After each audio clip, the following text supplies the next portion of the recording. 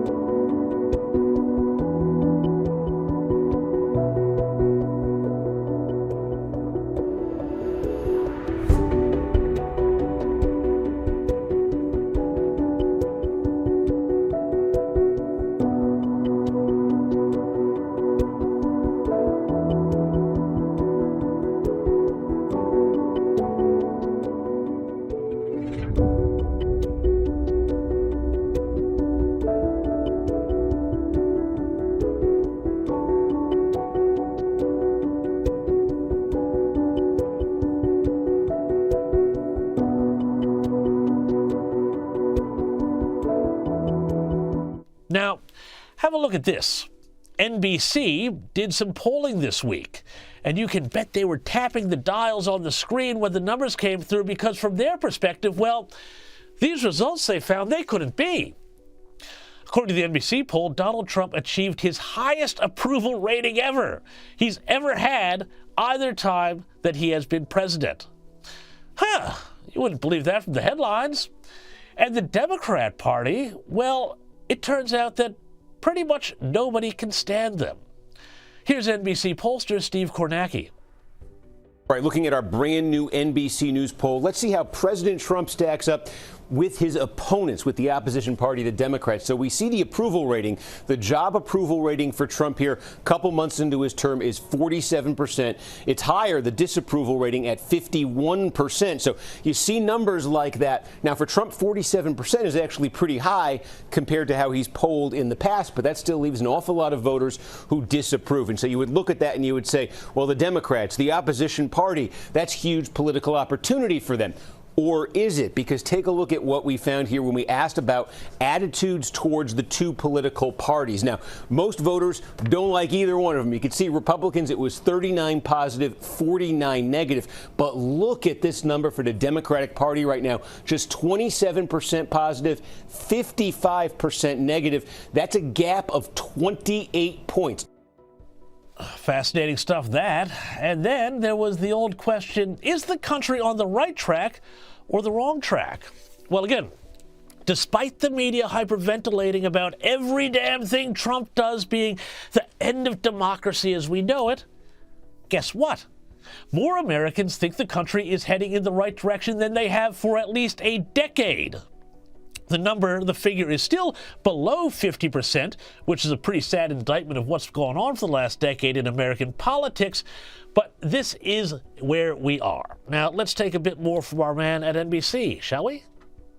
First of all, the mood of the country. This really jumped out. We asked folks, is it on the right direction or the wrong direction? That 44%, you say right direction, that's up since November. And if that doesn't seem like a lot, the last time it cracked 40%, you got to go back to 2012. The last time it actually hit 44 or higher, January of 2004. So a lot of this is Republicans, but independents, that number is also up since the election on the direction of the country.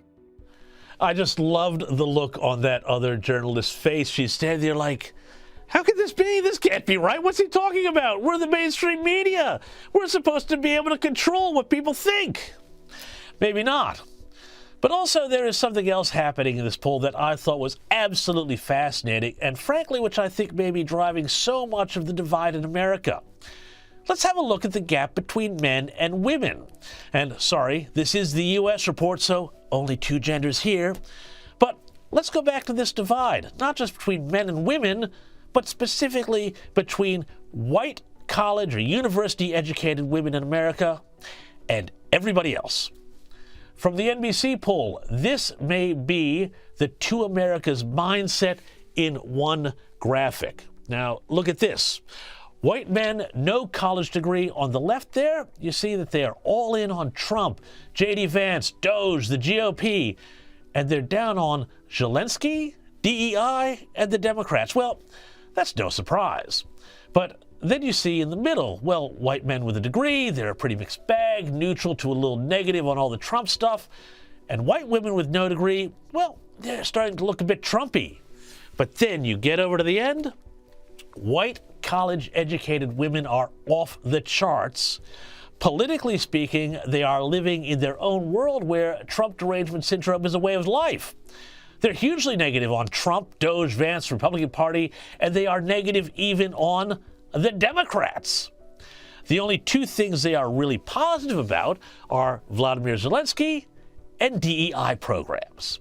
And look, everyone's entitled to their opinion, but this divide here, these figures, I predict are going to drive the Democrat Party to ever more extreme positions, which means they are going to have a harder time getting back the working class America that they once had on their side.